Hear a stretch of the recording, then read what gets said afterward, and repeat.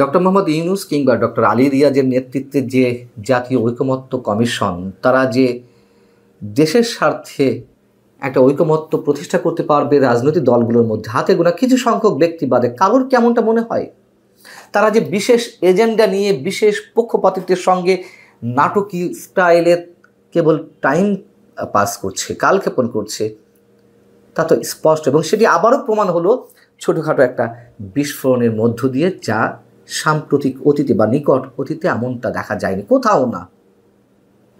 বুধবার কমিশনের সঙ্গে রাজনৈতিক দলগুলো যে সংলাপ চলছিল, তুমুল পক্ষপাতিত্বের অভিযোগ জানিয়ে রাজনৈতিক দলগুলো একে একে সংলাপ বয়কট করে বেরিয়ে আসতে থাকে।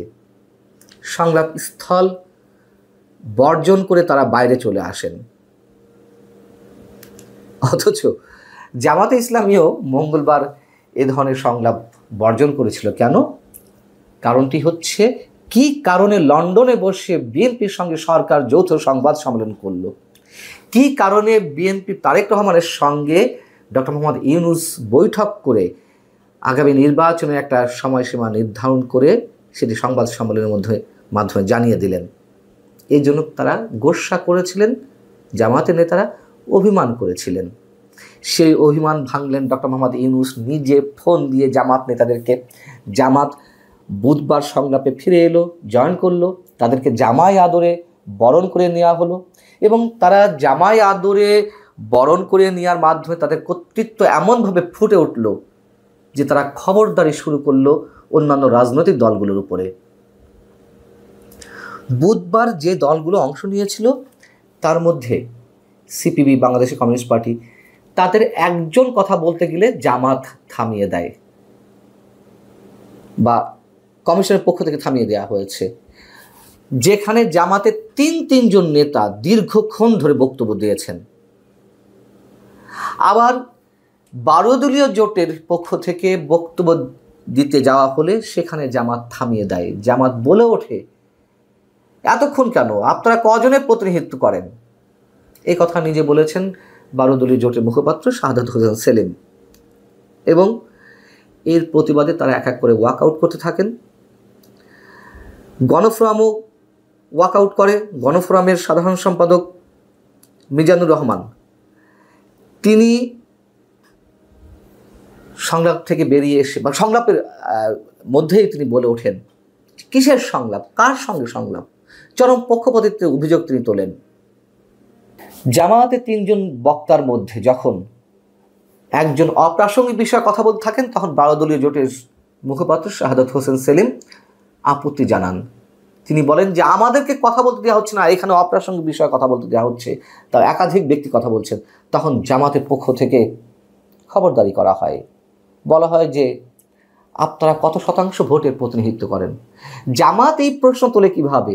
জামাত নিজে কত শতাংশ ভোটারের প্রতিনিধিত্ব করে?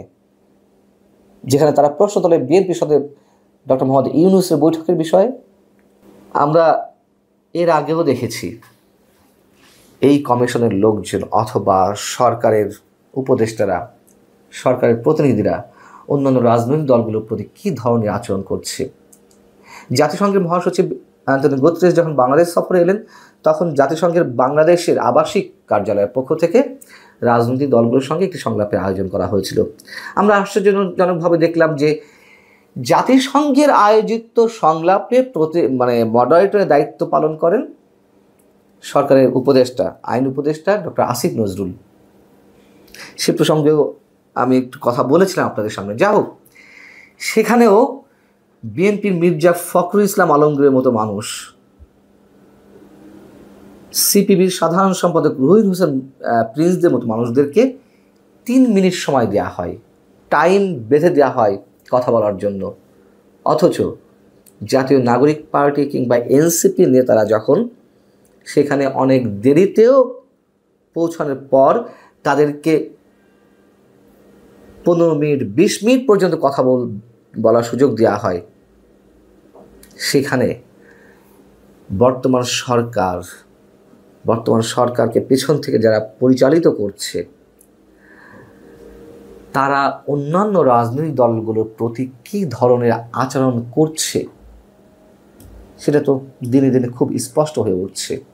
এবং এই যে কমিশন টমিশন খেলা নাটক, আমাদের কাছে একেবারে স্পষ্ট হয়ে গেছে কিচ্ছু না, এগুলা কিচ্ছু না।